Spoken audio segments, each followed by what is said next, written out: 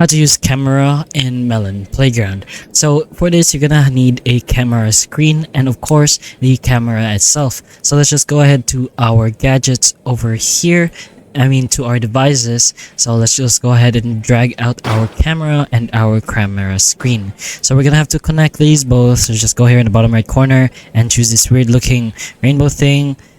First choose the camera or either way, and then just connect both of them. Then just put the input into whichever camera slot you want. So let's say just put it on camera 1, and once you're done, just go ahead and click that to so that you can go ahead and oh my god, hold on, so that you can go ahead and control.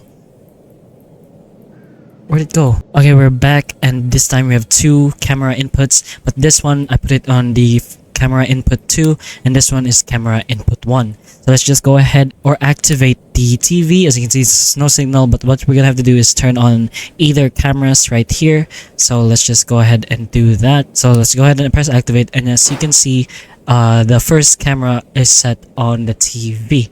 So if we go ahead and turn this one on like this, it's gonna still be the first camera because it's set to show the camera 1. So if we go ahead here and change the channel to channel 2, go ahead and close, it's gonna be this one now.